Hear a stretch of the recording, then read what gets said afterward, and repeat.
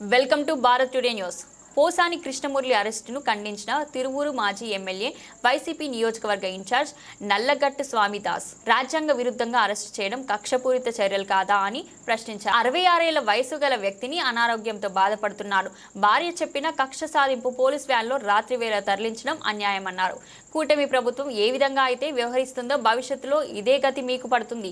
మీరు ఇచ్చిన హామీలు అమలు చేయకుండా ఈ విధంగా డైవర్షన్ పాలిటిక్స్ చేయడం అన్యాయం. బంతిని ఎంత బలంగా అయితే కింద కొడతామో అంతే బలంగా పైకి లేస్తుందనే విషయాన్ని మర్చిపోవద్దు. వెంటనే బేషరతుగా పోసాని కృష్ణమురళిని విడుదల చేయాలి, లేదంటే వైఎస్ఆర్సీపీ న్యాయ పోరాటం చేస్తుందన్నారు. కృష్ణమురళి అరెస్టుని తీవ్రంగా ఖండిస్తా ఉన్నాం. 2 సంవత్సరాల క్రితం ఆయన పవన్ కళ్యాణ్ గారి పైన, లోకేష్ గారి పైన, చంద్రబాబు నాయుడు గారి పైన డిబేట్లలో అదేవిధంగా సోషల్ మీడియాలో కామెంట్స్ చేశాడని, బూతులు తిట్టాడని, సత్యదూరంగా ఆయన వ్యవహరించాడని, దూషణ చేశాడని చెప్పి రాయలసీమ అన్నమయ్య జిల్లాలో కేసు నమోదైంది. తర్వాత చాలా చోట్ల అనేక పోలీస్ స్టేషన్లో కేసులు నమోదు చేశారు.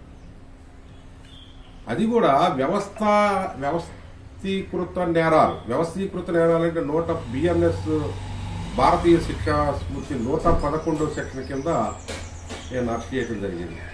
దీని మీద ఆల్రెడీ హైకోర్టులో చాలా స్పష్టమైనటువంటి తీర్పు ఇచ్చారు. సోషల్ మీడియాలో అంటే వ్యక్తిగతంగా విమర్శలు చేసినటువంటి వాళ్ళు. అదే కాదు, నేను అడుగుతా ఉన్నా, మీరు ఎంత ట్రోల్ చేశారండి పోసాని కృష్ణమురళిని? ఏ విధంగా దూషించారు పోసాని కృష్ణమురళిని? ఆయన ఇంటి మీద రాళ్లు రువ్వారే, ఆయన ఇంటి మీద దాడి చేశారే, ఆయన్ని పచ్చి బూతులు తిట్టారే, వాళ్ళ మీద ఏం కేసులు లేవా? 2 సంవత్సరాల క్రితం కేసుని వ్యవస్థీకృత నేరాల క్రితం అంటే అది కూడా రాత్రి 9:30 గంటలకి అనారోగ్యంగా ఉన్న 66 సంవత్సరాల వ్యక్తిని మీరు దుర్మార్గంగా ఏదైనా మర్డర్ కేసా, డకాయిటీ కేసా, దేశద్రోహ నేరమా?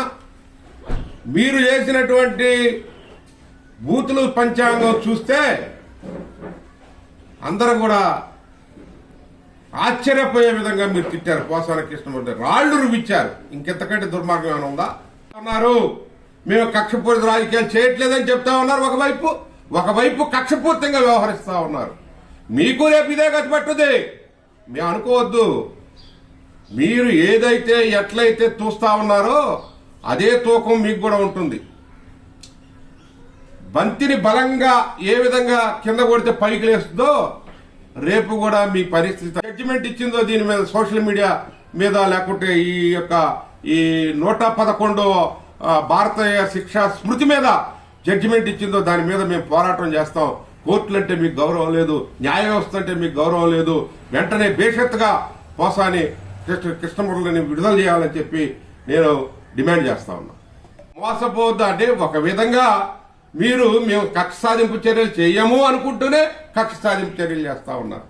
ఇది ఎంత మేరకు సమంజసం? పోసాని కృష్ణమురళిని వెంటనే బేషరతుగా రిలీజ్ చేయాలని చెప్పి డిమాండ్ చేస్తా ఉన్నాం.